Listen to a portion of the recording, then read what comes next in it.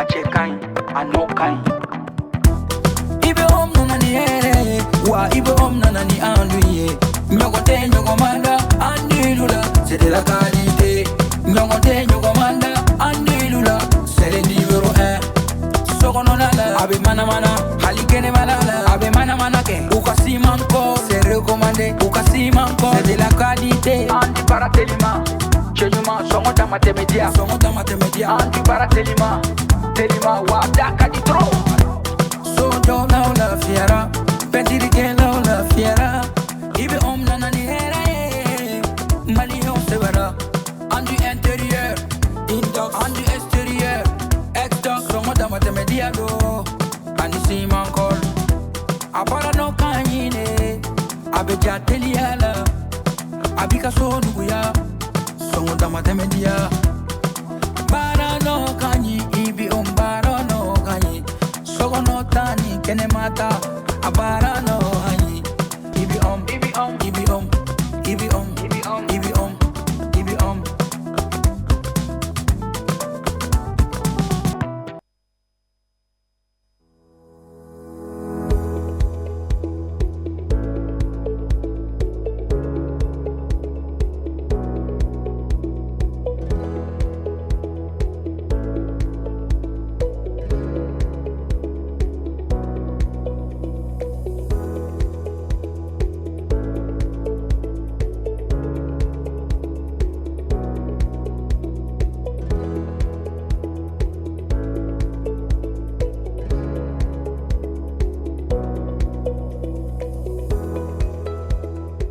Mesdames, Messieurs, bonsoir et une fois de plus, merci d'être au rendez-vous pour ce numéro spécial, je le disais tantôt, dédié à une ambassadrice de paix, Madame Graciaba, qui est en séjour à Bamako.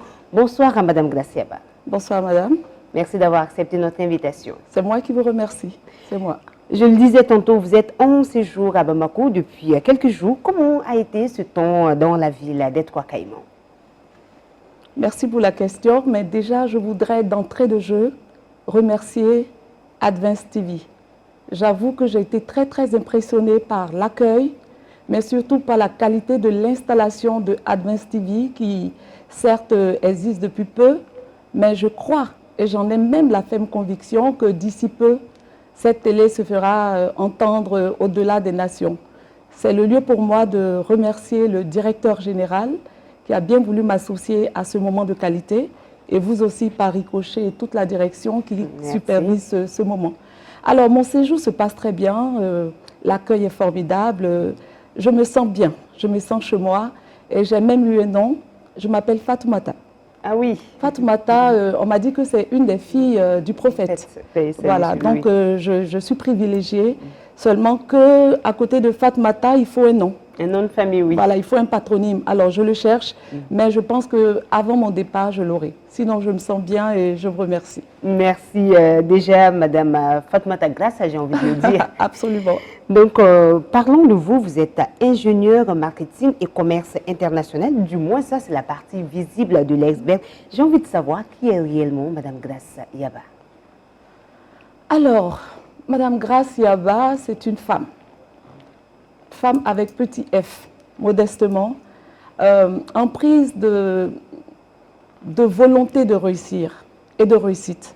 Je suis ingénieur, c'est vrai, je suis analyste financier, c'est vrai, je suis ambassadeur de paix, c'est vrai, mais je suis femme. Et étant femme, je suis née d'une famille et ma mère elle est analphabète.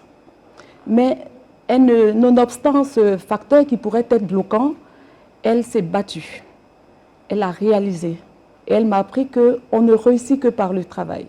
Et tant que Dieu nous donne la force, qu'il nous donne l'intelligence, que nous avons la volonté de nous lever, battons-nous. Alors je suis pluridimensionnelle, tantôt sur les structurations financières, sur des projets, sur l'analyse, sur la mobilisation des fonds. Et j'avoue que c'est un véritable plaisir pour moi d'être un peu partout à la fois. Une belle revanche sur la vie et surtout un moyen de dire que avoir des parents qui n'ont pas été à l'école ne doit en aucun cas être un frein pour sa réussite personnelle. Absolument, absolument. Absolument, les Américains l'illustrent très bien, ils disent que seul le ciel est notre limite. pour dire que notre limite, c'est nous. Nos limites ne sont pas l'école. L'école, c'est un ancrage. Alors, est-ce qu'avant que l'école ne vienne, nos parents n'étaient pas intelligents? Ils sont intelligents et même très intelligents.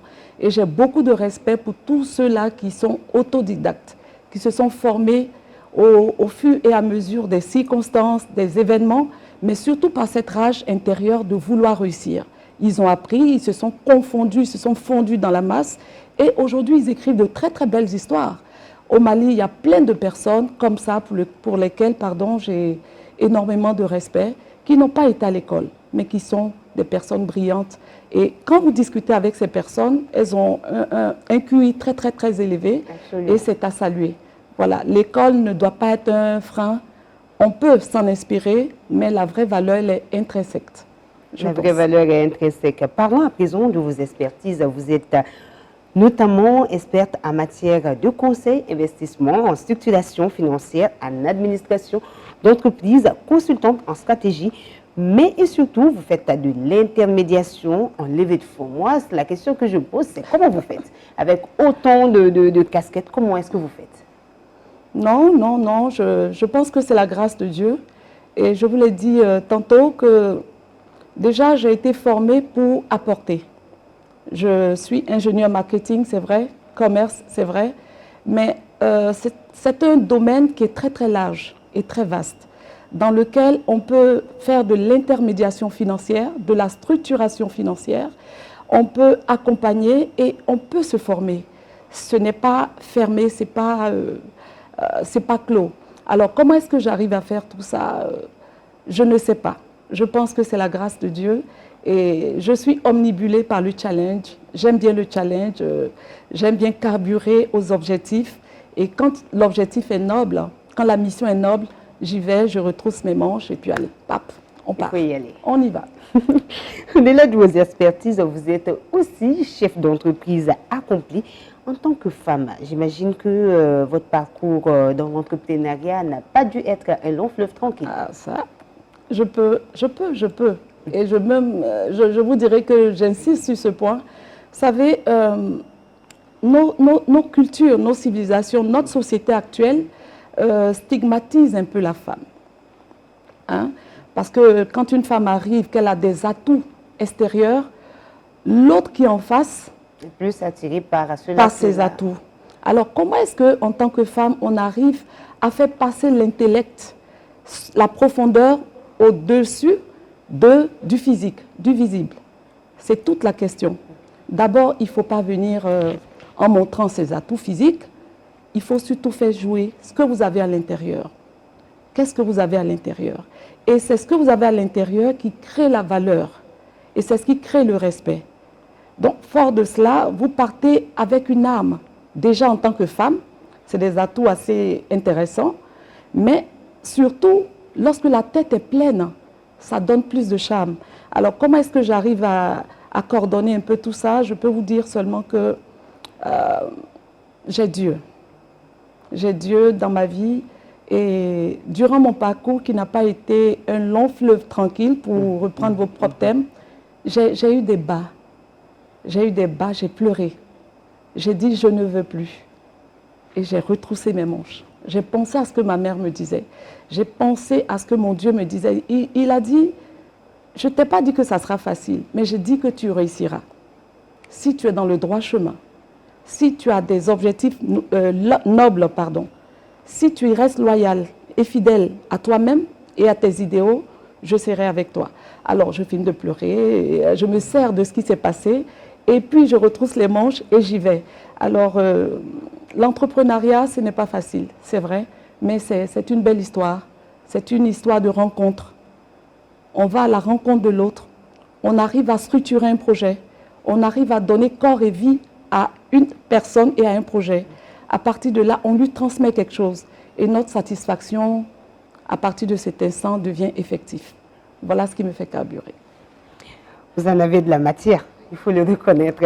Aussi, disons que vous êtes à PCA d'une entreprise, d'une banque agricole en Côte d'Ivoire. Comment vous faites, sinon comment vous êtes parvenu à vous hisser haut et surtout à avoir une place de choix dans un monde fortement dominé par les hommes? Alors, je peux vous dire seulement, je ne suis pas PCA d'une banque. Je suis PCA d'une fédération Ah d'accord, autant pour moi, alors. Mais j'ambitionne de créer une banque agricole. J'ambitionne. C'est un de mes projets qui me tient à cœur. Alors, comment j'en suis arrivée là? Je vous ai dit tantôt que je faisais de la structuration financière. Il m'est arrivé en 2014, paix à son âme, une grande dame de l'agriculture en Côte d'Ivoire que je salue, Madame Irielou Colette, qui n'est plus, et qui m'avait sollicité pour la structuration d'un projet sur la sécurisation alimentaire qui était financé par la BAD. Et j'ai eu plaisir à l'accompagner.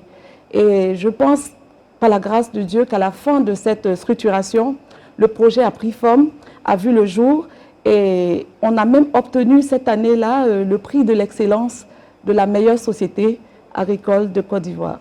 Et lorsqu'elle a quitté la présidence avec son prix, elle est venue chez moi, c'était un samedi, je m'en souviens, elle m'a déposé le trophée. Elle m'a dit, ma fille, c'est grâce à toi.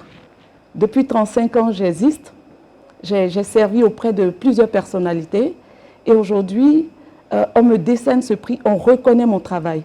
Mais je ne peux pas m'approprier toute ce satisfecit. Par contre, je pense que c'est toi qui l'as fait. Alors, j'étais toute contente, mais je ne savais pas que derrière le trophée, il y avait une grosse enveloppe. Bon, ça, on ne me l'a pas donné, mais je retiens qu'elle était... La reconnaissance quand même qu'elle a fait à votre endroit. Et elle m'a bénie. Et donc, après son décès, je suis retournée en France, d'où j'étais. Et la fédération qui m'a vue à l'œuvre, qui m'a vue dans mes ajustements, parce que je suis beaucoup rigoureuse. A priori, on dit elle est compliquée, mais après... Oui, bien sûr, c'est l'étiquette qu'on colle à de personnes qui sont rigoureuses sur sans rigueur, on n'arrive à rien. On n'arrive à rien sans discipline personnelle. Et donc, par l'entremise du secrétaire général de la fédération, qui est resté sans maman, puisque la dame était décédée, ils m'ont sollicité pour me demander d'être la PCA de la grande fédération. Je dis, ouh, moi je sais faire que de la structuration, de l'accompagnement, levée de fonds, etc. Mais ça, ce n'est pas mon domaine. Ils ont dit, c'est ton domaine, c'est grâce à toi qu'on a eu le prix. Donc, que tu veuilles ou pas, on te nomme PCA de notre fédération. Et donc, voilà comment mon histoire va basculer dans l'agriculture. Au passage, je les salue, mais je tiens à vous dire que c'est une très, très, très belle aventure. Vous savez, la richesse de la terre est inestimable. La terre, le sous-sol, Dieu nous a tout donné. Et pour nous, pays africains, on ne peut se développer que par l'agriculture. C'est périn. La famille mange, on peut commercialiser. Et si on ne vend pas ou on n'achète pas, on peut se nourrir avec. C'est ce que nos parents faisaient. On vivait de la pêche, de la cueillette et de la culture, de la récolte. Alors aujourd'hui, notre objectif, c'est de mécaniser cette agriculture, l'industrialiser et labelliser, in fine, nos produits. Donc, je suis très, très heureuse d'avoir accepté d'être aux côtés de ces femmes-là pour les accompagner. Et chaque jour, c'est une expérience formidable pour moi. Autre projet, la structuration en Angola qui s'est soldée par la création, cette fois-ci, d'une banque agricole. Matra. Et la restructuration de la banque Matra, vous l'avez dit, construction de logements sociaux. Qu'en est-il de cette banque agricole? Oh, c'était une belle expérience en Angola. Elle s'est faite sous l'égide de feu le président Eduardo dos Santos, que j'ai eu l'honneur de rencontrer. Ça a été d'abord le premier président que j'ai pu voir dans ma petite carrière. Et on a initié ce projet qui, je l'avoue, est une initiative privée de l'État. Et vous savez qu'en Afrique, généralement, quand un chef d'État part, il part aussi avec ses idées. Absolument. Alors, je sors vite de cette parenthèse-là pour dire que tout a été fait, les accords ont été signés et tout. Et puis, quand il y a eu le changement et tout, bon, le projet, il est resté en berne. Mais les tests sont encore actuels et l'enjeu est important. Ils ont un fort potentiel, aussi bien minier que... Qu'agricole aussi. Qu'agricole, oui, parce que le projet, dans sa structuration, donnait droit à un agriculteur de bénéficier d'un logement et de permettre à ses enfants d'être scolarisés, d'être pris en charge. Parce que généralement, pour financer quelqu'un, on se demande, mais tu n'es pas salarié, comment est-ce que tu arriverais à pouvoir payer les rentes? Voilà. Et donc, nous, dans la structuration que nous avons proposée, ça prenait en compte, c'est la somme de la production par ces entrepreneurs, pardon, par ces agriculteurs qui allaient autofinancer tout le reste et ça avait été adopté. Et malheureusement, les choses ont changé. Mais le projet reste toujours d'actualité. D'accord, on espère que ce projet verra très bientôt le jour. Inch'Allah. L'une des dernières prouesses réalisées par vous est sans contexte la création d'une société dénommée ASP Capital et Patrimoine Privé dont vous êtes associé. Il s'agit d'une entreprise spécialisée dans la gestion des patrimoines et l'intermédiation en assurance. Parlons de ce projet, qu'en est-il aussi? Ok, alors ASP Capital, c'est une belle histoire. Parce que la gestion patrimoniale, comme vous l'avez dit tout à l'heure dans sa description, n'intéresse pas l'Africain. Au niveau du legs, du suivi, de ce que nous pouvons faire avec ce patrimoine que nous avons. La gestion patrimoniale. Difficilement la question est évoquée. Voilà. Elle n'est même pas à entrevoir parce que généralement, quand on parle de suivi et de gestion patrimoniale, les gens se disent « Attends, tu penses que je vais mourir? Pourquoi est-ce que non ?» Mais le patrimoine que tu as, tu peux le rentabiliser, tu peux le maximiser. Rendre ça pérenne pour des générations futures. Et ça constitue un socle important, un levier important pour une famille. Elle n'a forcément pas besoin d'être une famille d'affaires, mais juste pour la pérennité, pour les enfants, les petits-enfants. Et avec ce support-là, qui est cet investissement ou ce capital immobilier, avec les assurances y compris et tout le montage qu'on fait autour, on se rend compte qu'on n'a même pas besoin d'aller solliciter des emprunts. Il faut juste le savoir. Comme quoi le peuple meurt sans connaissance. Et les Blancs, ils l'ont intégré et ils l'ont tellement bien sécurisé qu'aujourd'hui, ils ne se retrouvent plus à des poursuites, un tel a sécurisé tel bien là, parce qu'on a pris en compte certains aspects que par souci ou par souci discrétionnaire, j'en parlerai pas là. Mais il faut tout sécuriser. Il faut sécuriser, il faut structurer, il faut le maximiser et il faut le rendre viable pour la suite. Surtout pour nos enfants et pour nous servir de levier important pour des financements. La continuité financière aussi parce que généralement ce sont des entreprises qui sont très pointues lorsque le parrain, le baron est encore vivant. C'est ça. Tout roule, mais une fois qu'on constate la disparition de ce dernier, c'est beaucoup de problèmes quand même. Et puis, ce n'est pas qu'un empire. Vous, madame, vous avez une maison. Vous ambitionnez même d'avoir une maison. Comment est-ce que nous vous aidons à acquérir cette maison? En France, les conditions sont un peu plus flexibles. Je veux dire parce que l'adressage est connu. Vous voyez, quand vous allez en banque pour demander un prêt, vous voyez que les taux sont assez élevés. Pourquoi est-ce que les taux sont élevés alors que le même prêt est obtenu en France ou d'un pays européen à des taux 3 fois plus bas? On a un gros problème d'adressage. Vous savez que je suis à tel hôtel, mais moi, je ne sais pas où vous êtes. Lorsque je tape l'ordinateur, je ne vous retrouve pas. Il y a plusieurs facteurs comme ça. Il y a des facteurs exogènes, il y a des facteurs aussi endogènes qui constituent des blocages et qui élèvent le risque. Donc, face à toutes ces incompréhensions et face à tous ces petits problèmes, évidemment, le risque, c'est le risque qu'on paye, c'est le risque qu'on sanctionne. C'est la terminologie exacte, c'est le risque qu'on sanctionne et qui nous amène à ce taux assez exhaustif. Cela dit, je peux vous dire que c'est aussi un concept que l'Afrique gagnerait à adopter. On n'a pas besoin d'être riche, on a juste besoin d'avoir une pensée, un rêve et l'organisation par derrière. Et nous sommes là pour accompagner, pour aiguiller, pour conduire par nos conseils et par l'assurance. L'assurance aussi, c'est un moyen très, très important. Ce n'est pas que l'assurance santé, c'est l'assurance tout simplement. Et ASP, l'assurance. Dans sa plus simple définition. Dans sa plus simple définition, dans sa plus basique définition. Assurance. Exactement.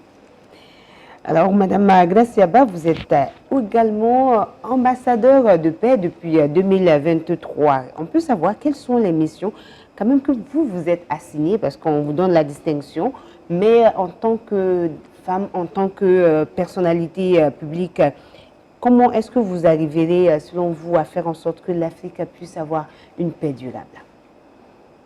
Je vais être honnête avec vous. L'Afrique n'a aucun problème. Je suis là.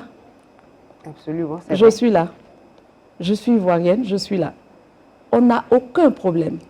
Les politiciens ont leurs problèmes. Et même les politiciens n'ont aucun problème, c'est l'environnement qui a un problème. Ce n'est pas le lieu, mais je veux dire que nous, au sein de l'OIRP, qui est un démembrement de cette structure de l'UNESCO, avons pour mission de pouvoir prôner la paix, régler les conflits quand nous sommes sollicités, mais nous-mêmes devons être un message, un véhicule de paix, d'apaisement. Il n'y a aucun conflit qui ne puisse être réglé. Il n'y a aucun problème qui ne puisse être réglé. Comme j'ai tendance à dire aux gens que je copte, la paix, le problème, c'est une solution masquée. Un problème est une solution masquée. Il faudrait le voir d'un autre angle. Voilà, tout simplement. Parce que quand vous êtes fâché avec moi, si moi je vous dis ça ne fait rien. Si vous me dites, Madame Yaba, pourquoi vous avez fait, je dis, oh, je m'excuse. Et vous, vous êtes énervé. J'ai le droit de m'énerver, mais je dis, c'est pas grave. Donc, ça va chercher plus loin. D'où le lien avec Dieu. Dieu, il a tout fait par amour et il nous donne sa paix. Alors, Dieu est amour et paix. Il est amour et paix. C'est une terminologie qu'il faille explorer, exploiter. Et je pense qu'au sein de l'OIRP, nous en faisons un credo. Nous œuvrons dans ce sens. Et partout où nous sommes sollicités, nous y allons gaiement. Et je peux vous dire qu'il y a plusieurs actions comme ça. J'espère avoir l'occasion, une autre fois, voilà, de vous en parler.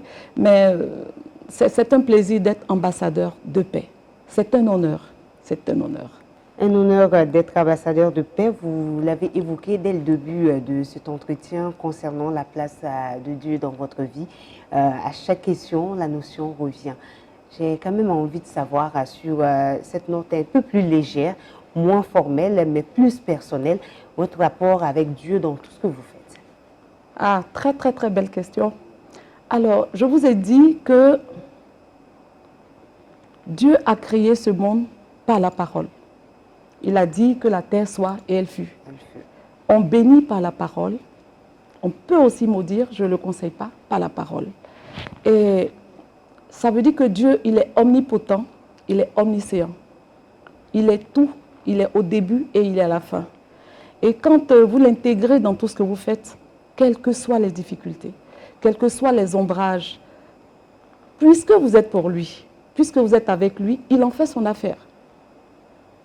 Dieu, ce n'est pas une option. Dieu, c'est l'option. L'unique, la seule. C'est tout. Et moi, ça m'a beaucoup aidé dans mon parcours. J'ai eu des moments difficiles. Et qu'est-ce qui m'a aidé à me relever?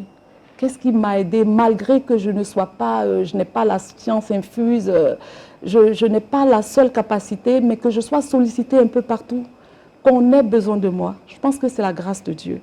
Et Dieu, on le retrouve dans nos parents. On le retrouve dans la Bible, dans le Coran, dans la Torah, et on le retrouve dans nos parents. Et moi, je pense que Dieu, pour moi, c'est tout. Il est tout. Et je suis une femme, je pense, la femme est le premier associé de Dieu. Il a tout fait avec la femme. Il donne un pouvoir incommensurable, comme vous avez parlé tout à l'heure de joie de me recevoir. Il donne un pouvoir absolu à la femme. Et lorsque nous comprenons l'importance de Dieu dans notre vie et que nous marchons selon lui, nous acquérons automatiquement des valeurs de probité, de loyauté, d'amour pour le prochain et de toujours se référer à cet être suprême, invisible certes, comme le vent qu'on ne voit pas mais on le voit souffler. C'est comme ça Dieu. Et donc pour moi, Dieu il est tout, il est ma vie. Il m'empêche de toucher le fond, il m'empêche d'aller trop à droite ni à gauche. Il me conduit. Et je l'exhorte, je l'encourage. Tous ceux qui me connaissent savent un peu mon histoire et ma relation avec Dieu. Et mon combat, c'est que je ne sois pas une déception pour lui. Parce que qu'ai-je fait pour mériter d'être là ce matin? C'est une grâce de Dieu. Qu'ai-je fait pour être debout, là, en bonne santé? C'est une grâce de Dieu. Alors je me dis, devant autant de privilèges, tout ce que j'ai à faire, c'est de lui rendre honneur, de le présenter, mais surtout de marcher selon ses préceptes, en prônant l'amour. L'amour et l'amour. Voilà ce que Dieu est pour moi. L'amour et l'amour, la place de Dieu qui occupe une place très importante, une place prépondérante, j'ai envie de dire. Sur des tons assez quand même moins formels, j'ai envie de le dire, pour vous, c'est quoi votre plus belle réussite professionnelle? Ma plus belle réussite professionnelle, c'est d'avoir mis le sourire sur les lèvres d'une famille qui pensait qu'elle ne pouvait plus. Il s'agissait d'un couple qui était venu me voir c'était en France, pour acquérir un bien. Et qui a dit non, Madame Yaba, nous on n'a pas de dépôt, on n'a pas d'apport, on a des dettes et on n'a pas. Et c'était avec frayeur même qu'ils me parlaient parce qu'ils se disaient qu'ils allaient être confrontés à un non absolu. Et nous avons pris le dossier parce que notre rôle n'est pas juste de trouver une maison, de structurer, mais c'est de comprendre les aspirations profondes. Si c'est juste pour avoir une maison, pour la commercialiser, ça c'est un autre traitement. Alors, cette famille-là, par la grâce de Dieu, elle a été adjudicatrice, elle a été propriétaire de cette maison. La maison qu'ils souhaitaient. Et la gorge était nouée, la dame n'arrivait même pas à dire merci, elle pleurait, elle dit, grâce à vous, je sais que Dieu existe. Pour moi, c'est une belle réussite. Mais la vraie réussite, c'est de pouvoir ambitionner et de pouvoir la mettre en exécution. C'est ça une réussite. Ce n'est pas la matérialisation de l'ambition. C'est de vouloir concevoir cette émission et qu'il y ait des gens sur ce plateau, que vous soyez entourés, qu'on vous écoute. C'est une réussite. La réussite n'est pas forcément liée à l'argent. L'argent, c'est une mesure d'accompagnement de la réussite. Mais alors, si nous partons sur cette terminologie, ça suppose que quelqu'un qui n'a pas l'argent n'a pas réussi? Non. Et l'argent, c'est relatif. D'accord? Alors, les réussites, j'en ai eu. Et je n'ai pas fait seule ces réussites. J'ai été toujours accompagnée d'une équipe, des gens qui croient en moi, des gens qui travaillent dur dans l'ombre et surtout des gens qui parlent de moi. Et c'est encore Dieu, hein? On revient sur Dieu qui le permet. Et ma réussite, c'est le sourire sur les visages des gens que nous approchons. C'est de pouvoir mettre en place un projet qui se matérialise. C'est ça la réussite pour moi. Les projets futurs de Madame Gracia Yaba, qu'en est-il? Ça, c'est intéressant, ça. Alors, je vous ai dit, mon rêve, c'est de pouvoir mettre en place cette banque agricole. Sous notre premier président, Houphouët-Boigny, il avait dit en son temps que le succès de ce pays repose sur l'agriculture. Alors, si, avant que je ne naisse, le succès de ce pays repose sur l'agriculture, aujourd'hui, j'ai un certain âge que je ne dirais pas du tout. D'accord, on va le taire, mais vous en faites pas. Alors que nous tendons vers un développement, nous sommes en train d'aller allègrement vers un développement, ça veut dire que si nous mettons les outils, si nous mettons les accessoires et nous créons la plateforme nécessaire, on sera 2 fois plus en train de pouvoir initier, de pouvoir développer, de pouvoir aider. J'ai été au Burkina, j'ai été émerveillée de voir la femme africaine travaillant de manière rudimentaire avec des accessoires de bord, mais qui se hisse à un niveau pas possible. Pareil pour ici.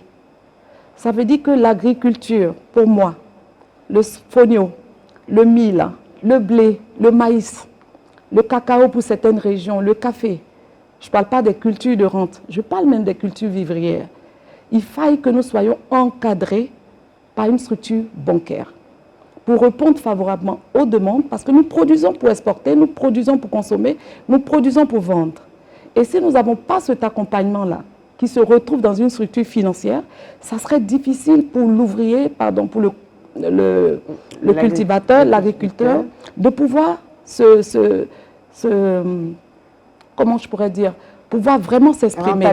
Rentabiliser. Surtout parce qu'après, il y a de la production. Donc, comment faire en sorte pour l'amener sur le marché mondial? Le marché mondial. Ça demande tout un processus, toute une organisation, une meilleure structuration. C'est ça. Et une certaine connectivité parce que le Mali peut avoir des cultures Absolument. Que la Côte d'Ivoire n'a pas. Absolument. Et nos marchés auront forcément besoin. Vice-versa. Vice-versa. Oui. Vice-versa. Et c'est ce qui se passe d'ailleurs. Cet échange bilatéral, il se ressent dans tous les départements, tous les compartiments de la vie de l'Ivoirien ou du Malien ou du Burkinabé ou du Guinéen au quotidien. Ce libre-échange de marchandises C'est un des accords de cette collaboration. Alors, il faille que ce soit entouré et encadré par une institution financière. J'insiste là-dessus. Je profite de ce temps d'antenne aussi pour passer le message. Je ne sais pas si ici il y a une banque agricole. Il serait bien qu'il y en ait, en Côte d'Ivoire qu'il y en ait, etc., etc. Et ça serait des facteurs importants, des leviers importants pour soutenir l'agriculture, pour aider le cultivateur, pour tendre vers la mécanisation, la modernisation, et puis la consommation, l'exportation, et puis la labellisation de nos produits. Parce que pour être compétitif à l'extérieur, il faut... Exactement. Donc ça, c'est un de mes projets. Et je prie le bon Dieu qu'il m'amène les partenaires qu'il faut et qui ont cette vision, que ça ne s'arrête pas juste à l'objectif, mais derrière cet objectif, ces familles qui seront aidées pour les alléger dans la tâche ardue, oui, qu'elles ont à labourer la terre sèche à la main. Comme il y a 30 ans en arrière, on travaillait avec la houe. 30 ans après, on travaille avec la houe. Il y a un problème. Il y a un problème, effectivement. Il faut mécaniser cette agriculture. Mais comment la faire? L'État seul ne peut pas tout supporter. Il faut des accessoires financiers. Il faut une volonté, il faut une synergie d'action pour alléger aussi. Et puis pour regarder un peu la Chine. La Chine, il y a 40 ans, j'y étais il y a peut-être 6 mois. La Chine était un pays pauvre. Mais la Chine a rebondi grâce à son agriculture. C'est l'agriculture qui a fait la Chine. Et après, la mécanisation, l'industrialisation. Et l'Afrique se réalisera qu'à ce prix-là. Et voilà un de mes chantiers pour lesquels je me bats. On espère que vous serez à bout de ce chantier avec une belle réussite à la clé. Inch'Allah. Inch'Allah. Nous sommes pratiquement à la fin. Mais déjà? Oui, déjà. On aurait aimé continuer, mais toutefois, on va vous permettre une dernière réaction. Ce sera plutôt un conseil à l'endroit de ces jeunes entrepreneurs qui pensent qu'il faut commencer aujourd'hui et être connu le lendemain ou tout avoir le surlendemain. Ok. Alors, c'est une très belle question et là, je m'adresse vraiment à nos jeunes frères, nos jeunes sœurs ou nos frères même, pourquoi pas, parce qu'on peut entreprendre à tous âges. Voilà. Tout part d'un processus. Même le monde a été créé par processus. Quand on se lève le matin, on prend une douche, on se lave, on fait son lit, on s'habille, c'est un processus. Les générations spontanées ne font jamais long feu. Lorsqu'on arrive et bam, on initie, il faut que ça réussisse là. Quand ça ne réussit pas, on abandonne. Non. Tout ce qui a été créé a pris le temps d'abord d'être structuré. Il faut le structurer. Tout part de la pensée. Est-ce que c'est opportun? Est-ce que je suis outillé pour faire cette activité? Vous, vous êtes journaliste et c'est votre credo. Vous êtes bien dans votre rôle parce que vous êtes à l'aise. Peut-être qu'après, vous ferez autre chose, mais vous avez cette âme-là. Alors, ce n'est pas parce que vous le faites que X ou Y le ferait. Est-ce que c'est ma voie? Comment est-ce que je pourrais faire pour atteindre cet objectif? Quels sont les objectifs à court, moyen et long terme? Quels sont les moyens que je mets en place pour atteindre ces objectifs à court, moyen et long terme? S'il arrivait que je sois défaillant ou défaillante pour un des objectifs cités plus haut, quelle est la méthode ou la stratégie que je pourrais employer? Est-ce que je me mets en consortium, en termes plus simples? Est-ce que je me mets avec quelqu'un en association? Puisque l'union fait la force, je me sers de la force de celui, je me sers de... Et sa force couvre ma faiblesse, ainsi de suite. Donc, il faut structurer.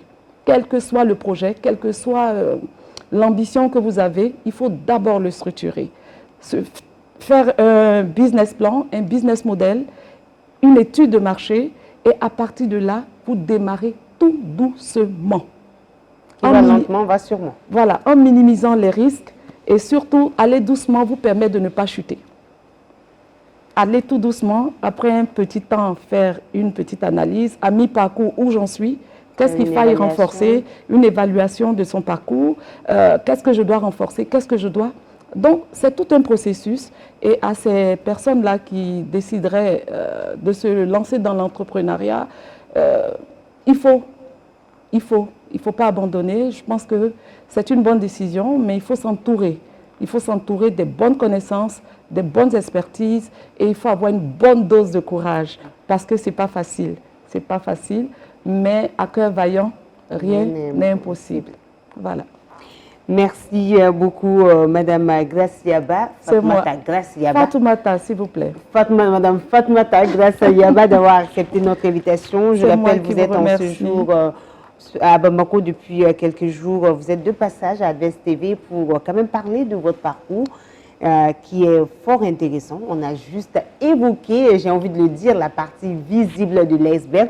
On n'aurait pas pu épuiser autant le carnet de compétences que Madame Fatmata Grace a, mais merci déjà d'avoir accepté notre invitation. Vous êtes ambassadeur de paix, chef d'entreprise, une femme accomplie avec autant de facettes et de multiples talents.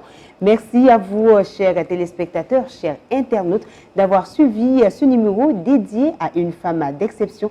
Je vous donne rendez-vous très bientôt sur Advance TV, la télé qui a une longueur d'avance.